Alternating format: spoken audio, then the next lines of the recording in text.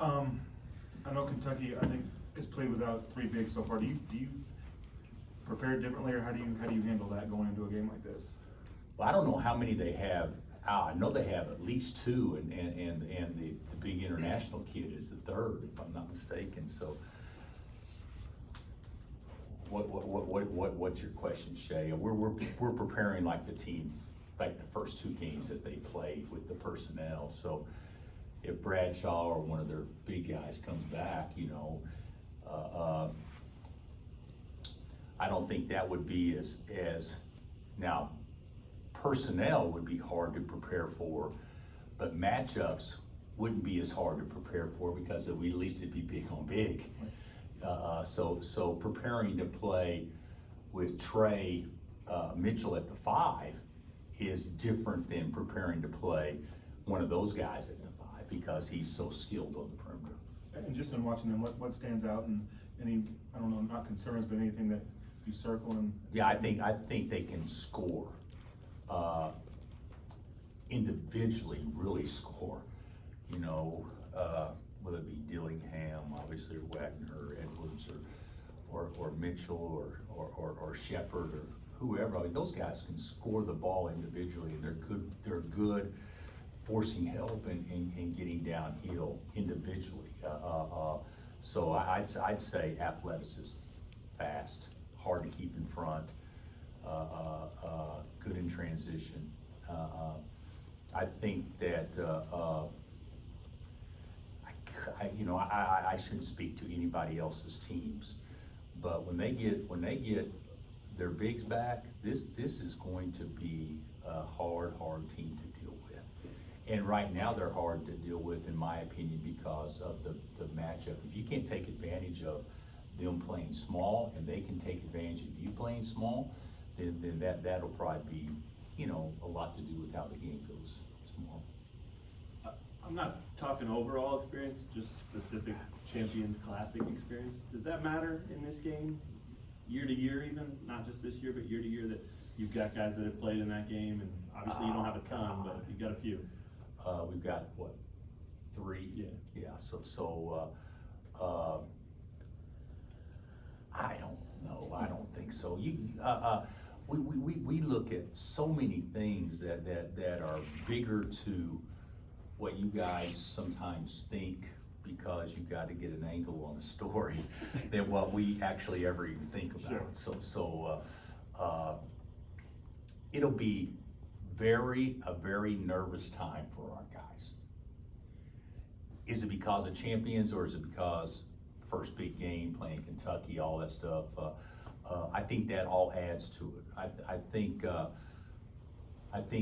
we've actually done fairly well with it in the past. The one that stands out to me is when Devon and Quentin dominated as a freshman up there, Michigan State, wasn't it? Yeah. But there's also been some time, we've had more success in champions in recent years. We didn't have that much success early on. So, but there's been some times where we took some young guys up there and got B40 one time too. And the thing about it is, this is 2 or 3 seasons away from March. So people can get so hung up on this. I mean, Kentucky hammered us in the Garden with Anthony Davis and all those guys, and then we turn around and play them for the national championship 3 months later. So I think of anything, if anything, this is be a great measuring tool for everybody playing, and it will certainly be a barometer on kind of where we're at now and what we need to get better at. But as far as impacting the season, I don't see it doing that. Bill, just kind of looking at Edwards, what have you kind of seen on tape? I know he's been pretty highly touted coming into. Pretty highly touted, yeah. Yeah. He's terrific. Yeah, he's terrific. Left-handed, can score beyond the arc. He puts it down. He's a good offensive rebounder. He's an athlete, great back cutter. Yeah, he's terrific. That class is terrific. The one that, to me, that people talk about him. Don't get me wrong, they talk about him because he's really good, but can score the ball so naturally is Dillingham.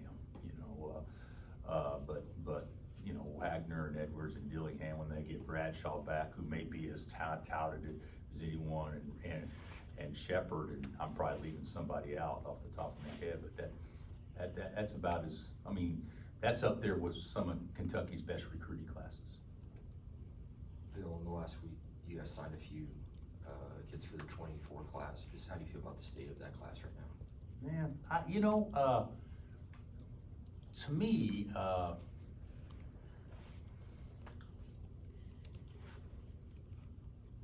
recruiting rankings are so overhyped and overrated. The bottom line is, can that person come to your school and fit in and make you better? And I think that we've done a really nice job and got 3 guys, like LeBaron, I think could be as good as any guard in the country. He's not rated that. I think Rakis is a prototypical 2-3 that can guard anybody. I think he'd come in with Travis Relaford, a defensive skill the first day on campus and still be a much better scorer. I mean, I believe this the way that we play. I think Flory is as good a lob catcher as there is in the way we run ball screens and run to the rim. So I think it fits us great. Will it be the most highly touted class in America? No, because the rankings don't say that, but I think this class can impact our team arguably about as much as anybody. You know, anybody that gets Cooper Flag, you'd put them #1, and deservedly so. But I think it's a really good class, but we got to add to it. I mean, we can't be done. You mentioned, I think Travis for Rakis. Does Flory or the other remind you of anyone that you've played, or sorry, coached? Athletically, I don't know that we've had anybody like him athletically.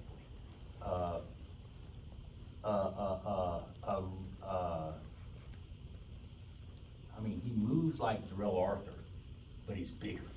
You know, he's not as skilled as Shady, but he moves like that. But as far as running and jumping, I think he may be up there in a class by himself from what we've recruited in that position. Based on what you saw in the games last week, just what are your main points of emphasis been on defense heading into Tuesday? Well, we practiced once since we played. We practiced yesterday, so we got to keep the ball in front of us, and we got to rebound. I would say those would probably be the 2 biggest things.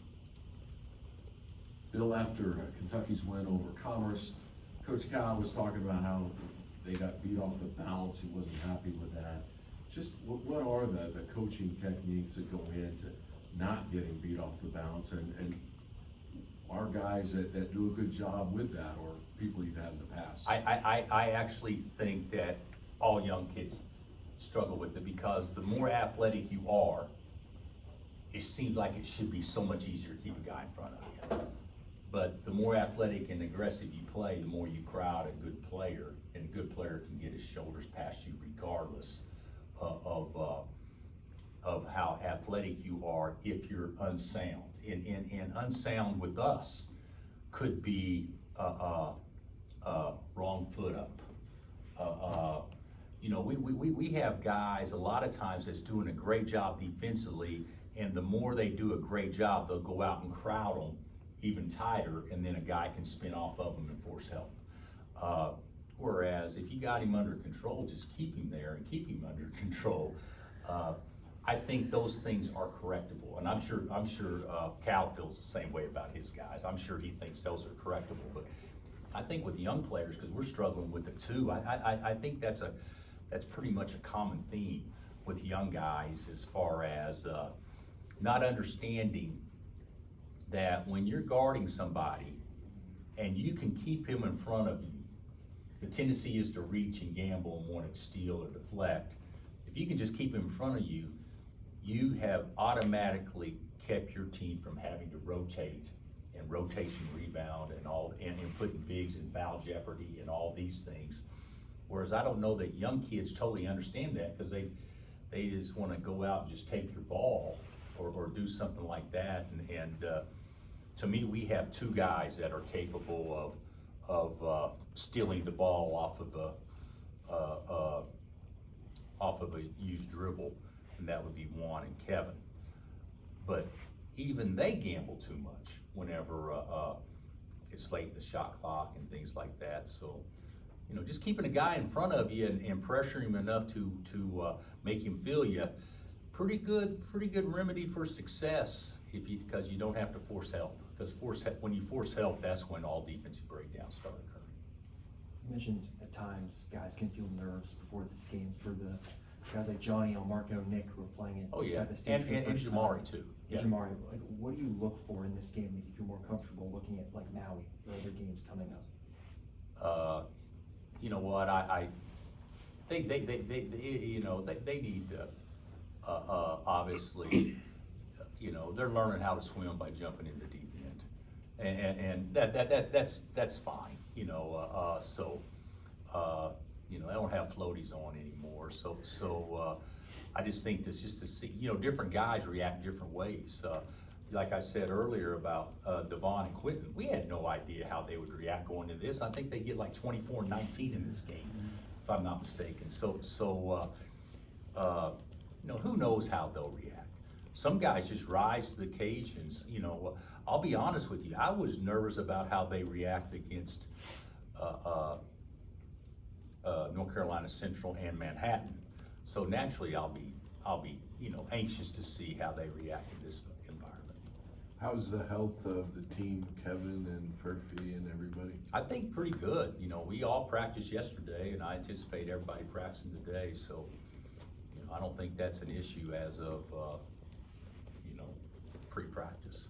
So. At the football game Saturday, did you get to visit with Mahomes? I actually didn't go to the game. We had a lot of people at the game, a lot of people in the suite. I didn't go. I thought it was better to study Kentucky. So no, I didn't see anybody that day except my staff around the conference table. Coach, real quick, excuse me, you know, the players, right, you know, they know they're gonna play some great competition, obviously going up against Coach Calipari. For you, how fun is it just to go up against some of the best coaches in the country as well? Well, I think we always enjoy playing these games. I think, you know, players want to play against the best competition, and, you know, coaches want to go against the best competition. And, you know, when you're playing certain programs, you get both. And obviously with Kentucky, you know, you get both every time you play them. So, yeah, I enjoy it. It's not an individual deal where it's a coach or a player against a player or a coach against a coach. That's not how it works. It's a program against a program, and so yeah, that may be part of the, you know, what people think that creates interest, but the bottom line is how do our 5 guys guard their 5 guys and vice versa. All right, Coach, thank you. All right, Coach.